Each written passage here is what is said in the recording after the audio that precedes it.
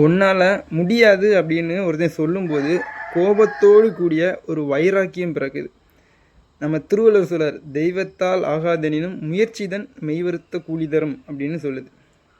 எப்படின்னா, கடவுளே சொல்லலாம் உன்னால் முடியாது அப்படின்னு சொல்லிட்டு. ஆனால் ஒரு தொடர்ந்து முயற்சி பண்ணக்கூடிய அந்த ஒரு ஆற்றல் ஒன்றை இருந்தது அப்படின்னா கண்டிப்பாக உன்னோட வெற்றியை யாராலுமே தடுக்க முடியாது, அந்த தெய்வத்தால் கூட முடியாது.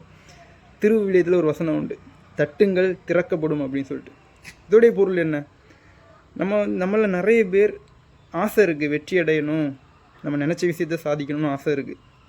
நம்ம நினச்ச விஷயத்தை செய்யும்போது ஒரு தடவை செய்வோம், அது தோல்வியில் போய் முடிஞ்சிடும், நம்ம அந்த விஷயத்தை நம்ம விட்டுரும். ஆனால் அதுதான் அந்த வசனம் சொல்லுது. நம்ம ஒரு விஷயத்தை நம்ம செய்யும்போது நம்ம கதவை தட்டும்போது திறக்கலை அப்படின்னா இது திறக்காது போல் இருக்குன்னு பின்வாங்கிடும். ஆனால் தட்டுங்கள் திறக்கப்படும் அப்படிங்கிற முழு அர்த்தம் என்ன அப்படின்னா, திறக்கிற வரைக்கும் தட்டணும். அதுதான் அந்த பொருள், அந்த வசனத்தோடைய இலக்கம். அப்புறம் இன்னொரு விஷயம் என்ன அப்படின்னா, என்னது, ஒரு கல்லை உடைக்கணும். அந்த கல்லை நம்ம உடைக்கிறோம், நம்ம அடிக்கக்கூடிய 100வது அடியில் அந்த கல் உடையுது. அதுக்கு என்ன அர்த்தம்? இதுக்கு 100வது அடிக்க முன்னாடி அடித்த நம்ம 99 அடிகளும் ஒரு பலனற்ற அடிகள் நம்ம சொல்ல முடியாது.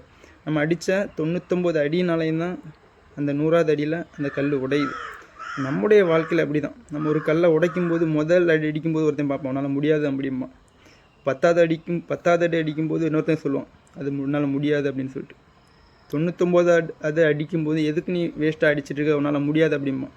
ஆனால் முடியாது அப்படின்னு சொல்லிட்டு உன்னை பார்த்து ஒருத்தன் சொல்கிறான் அப்படின்னா நீ நம்பக்கூடியது அவங்கள இல்லை, உன்னை.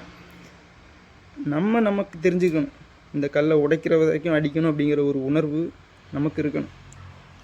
100வது அடி என்ன 1000வது அடியாக இருந்தால் கூட அந்த கல்லை உடைக்கணும் அப்படின்னு நீ சிந்திச்சிட்ட அப்படின்னா அந்த கல்லை உடைக்கணும். இது வெறுமனே கல் உடைக்கிறதுக்கு இல்லை, நம்ம வாழ்க்கையில் எந்த விஷயத்தை சாதிக்கணுமா இருந்தாலும் ஒன்றும் இல்லை, அந்த வைராக்கியம், அந்த வைராக்கியம் நம்ம ரத்தத்தோடி கலந்துருக்கணும்.